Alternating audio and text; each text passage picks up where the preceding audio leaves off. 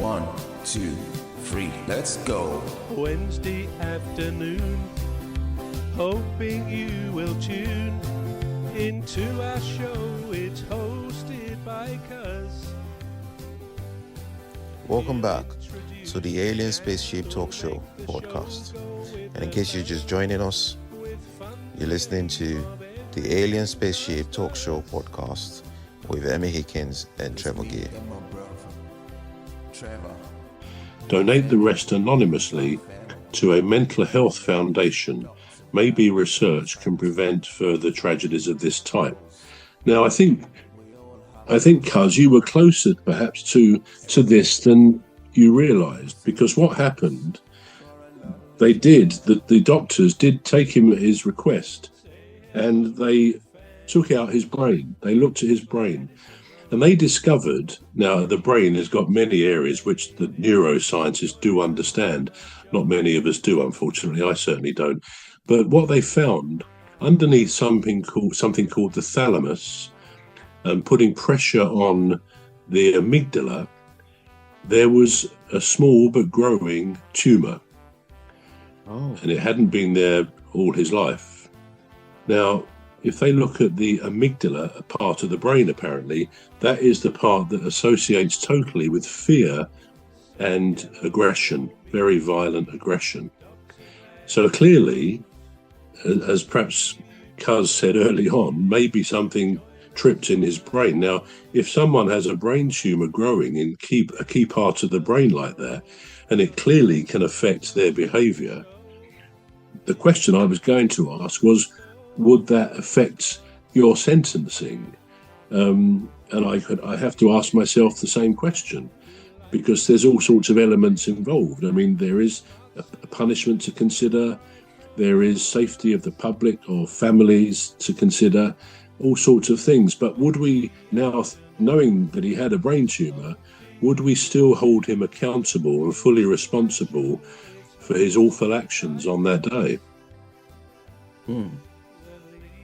Well, I mean, I'd let Danny go first, sorry.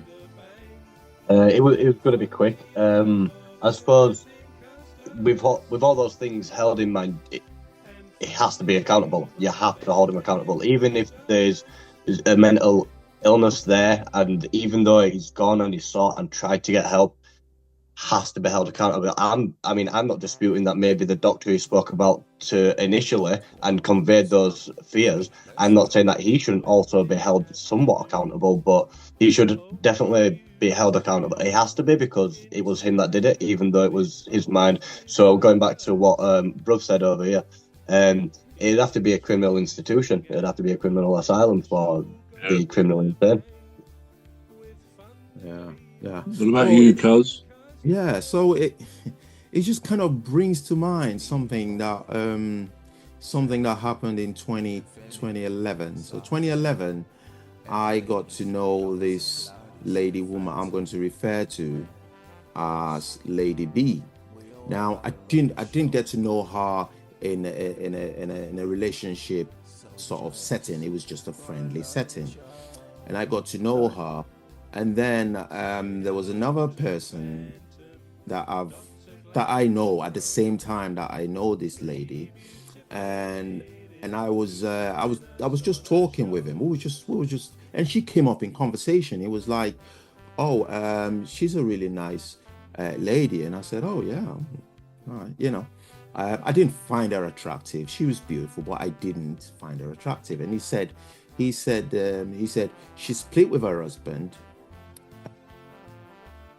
We're going to take a short break now. We're back shortly. You've been listening to the Alien Spaceship Talk Show with Trevor and Emmy Hikins. The Alien Spaceship Talk Show podcast is looking for sponsors. If you're a company out there looking to spread the word about the products and services you provide, please get in touch with Deepstuff Radio Podcast on info@deepstuffrecords.com, or to use the contact form on our website to contact us, please visit radio.deepstuffrecords.com. Also, if you're looking to get involved on the Alien Spaceship Talk Show podcast, reach out via our Deepstuff Radio Facebook page. Thank you.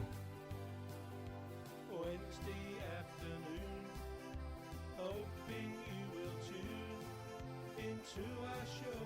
It's hosted by Cuz, the leader of our gang. Will make the show go with a bang and fund the aim of everything Cuz does.